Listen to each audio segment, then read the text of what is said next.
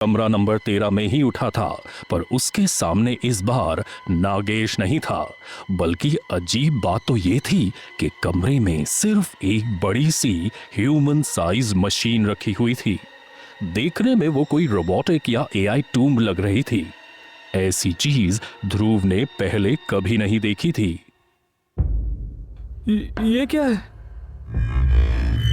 ध्रुव उस mechanical box को खोलने ही वाला था कि अचानक से वो ताबूत अपने आप अंदर से खुला। ध्रुव ने ताबूत के अंदर देखा तो वो हैरान रह गया। ठीक उस ताबूत के अंदर एक आदमी था, पर वो आदमी और कोई नहीं बल्कि विराज रायचंद था।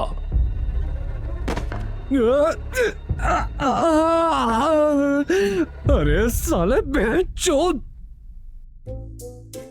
अब हमारी गलती नहीं है अगर तुमको बिस्तर से नहीं उठना है तो। साले तुम हमको लात मार कर उठाए। अब तुम नींद में माया जी के बापू के नाम ले रहे थे। हमको लगा कहीं ससुर डैडी अब सच में तुम्हारे डैडी तो नहीं बन गए, और इससे पहले हमारी प्यारी भूत भौजी का बाप उनका सौतन बने, हम मार दिए तुमको लात। अच्छा है, साला रात में हमारी गांड में वो भूत घुसे रहते हैं और सुबह उन भूतों की नाजायज औलाद।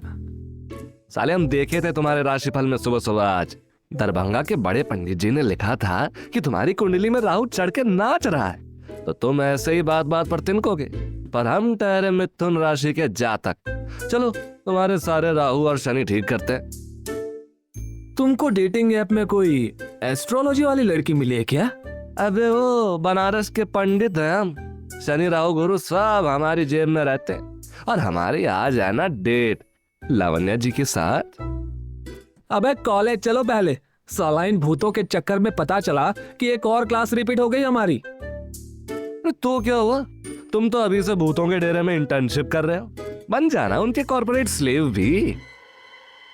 ध्रुव ने अपने कपड़े पहने और प्रसाद को बैग थमाते हुए कहा, चल अब बहुत चोट चला लिए तुम, अब क्लास चलो। ध्रुव नहाने के लिए कमरे से बाथरूम के अंदर गया। शावर चलाने के बाद ध्रुव ने जैसे ही आंखें बंद की, वैसे ही उसे ऐसा लगा जैसे कोई उसके कानों में कुछ फुसफुसा रहा हो। ध्रुव को लगा प्रेत नगरी की आत्माओं को झेलते झेलते शायद वो भी धीरे धीरे पागल हो रहा है। ध्रुव ने अपनी आंखें खोलकर खुद को चलते हुए शावर की तरफ देखा तो ध्रुव हैरान रह गया। ध्रुव पानी से नहीं, शावर से बहते हुए खून से नहा रहा था। ध्रुव ने यह देखते ही तुरंत शावर ऑफ किया, पर शावर से निकलते ही ध्रुव को लगा जैसे ठीक उसके पीछे कोई खड़ा है। बाथरूम के आईने में ध्रुव को एक परछाई दिखाई दी, एक औरत जिसके बाल आगे की तरफ थे। उसके माथे से खून टपक रहा था, उसका पूरा शरीर खून से लथपथ था। ध्रुव ने तुरंत बाथरूम से चीखते हुए दरवाजा खोला और भागते हुए बाहर आया। साले कपड़े तो पहनकर बाहर आओ। अबे तुझे दिखाई नहीं दे रहा है, मेरा पूरा शरीर खून से लथपथ है। ध्रुव आईने की तरफ मुड़ा तो आईने में ध्रुव को अपना चेहरा साफ साफ नजर आ रहा था। खून की एक बूंद भी ध्रुव की बॉडी पे नहीं थी, वो बिल्कुल ठीक था। लेकिन वहीं प्रसाद की नजर ध्रुव के पीठ पर बने एक निशान पर पड़ी, जिसे देखकर प्रसाद ने कहा, साले अबे तुम ये टैटू कब बनवाए बे? पागल है क्या? मैंने कोई टैटू नहीं बनवाया है। अबे साले ध्यान से देखना। प्रसाद ने ध्रुव की पीठ पर बनी तस्वीर क्लिक की। ध्रुव ने जब वो तस्वीर देखी तो वो हैरान रह गया। लाल रंग से जैसे किसी ने ध्रुव के पीठ पर 3 सिंबल्स बनाए थे। ये क्या है? ये तो टैरो कार्ड सिंबल्स हैं। ताश के पत्ते सुने थे, ये कौन सा नया तरीके का अंग्रेजी जुआ आ गया? टैरोट रीडिंग के लिए ये कार्ड्स होती हैं। It helps you in understanding कि तुम्हारी लाइफ में क्या ब्लॉकेजेस हैं और तुम्हें क्या रिसोल्यूशन करना है। पर मैंने कभी कोई टैटू नहीं किया है। कहीं ये किसी आत्मा का भेजा हुआ कोई मैसेज तो नहीं है? हो सकता है। एक काम क्यों नहीं करते? मेरी एक दोस्त है कृतिका, वो टैरोट रीडर है। एक बार हम उसे कार्ड्स दिखाते हैं, शायद हमें कुछ पता चले। ठीक है, एज लॉन्ग एज मैं मरने वाला हूँ मुझे कोई फर्क नहीं पड़ता। अरे हमको तो लगता था ये बाबा लोग किसी छोटी सी गुफा में रहते होंगे। अरे इनका तो बाकायदा घर है बे। लबू जी, हमको यहाँ जादू टोना का सामान भी मिलेगा क्या? Don't worry, Kritika is a lawyer, उसे बस इनका शौक है। जादू टोने का? अकल्ट साइंस कहते हैं इसको प्रसाद। हाय लवन्या। हाय, कितने दिनों बाद मिले। इससे मिलो, ये है प्रसाद और ये है ध्रुव। कृतिका ने ध्रुव की तरफ देखा तो उसके चेहरे के जैसे रंग उड़ गए। कृतिका के हाथों में क्रिस्टल्स की ब्रेसलेट्स थी, आंखों में चश्मा। दिखने में वो बिल्कुल आम सी लड़की लग रही थी। उसने ध्रुव को देखते हुए कहा, तुम्हारी एनर्जी में कुछ दिक्कत लग रही है, अंदर आओ। एक्चुअली मेरे कंधे पर मुझे ये मार्क्स बने हुए दिखाई दिए आज सुबह when I was taking shower. Dhruv ने अपने बैक में बने हुए टैटूज की तस्वीर दिखाई। कृतिका का चेहरा सफेद पड़ गया। उसने ध्रुव की तरफ देखते हुए कहा, the combination of devil, 10 of swords and queen of wands, ये तुम्हारी बैग में बने थे। हाँ, क्यों? अजीब बात है, वैसे तो ये कार्ड्स पॉजिटिव ही होते हैं, पर इनकी पिक्चर्स जो तुम्हारे बैग पर बनी है, इसका मतलब कुछ और ही लग रहा है। This seems like a message. The devil card, इसका मतलब ये है कि तुम्हें चीज़ें सीरियसली लेनी होगी। जो पहले हो चुका है वो दोबारा होगा। डेविल हमारे अंदर ही होता है और उसे हराने से पहले उसे जानना ज़रूरी है। ये तीनों का कॉम्बिनेशन ब्लैक मैजिक से कनेक्टेड भी माना जाता है। तो इस पे कोई काला जादू किया है? शायद हाँ भी और शायद ना भी।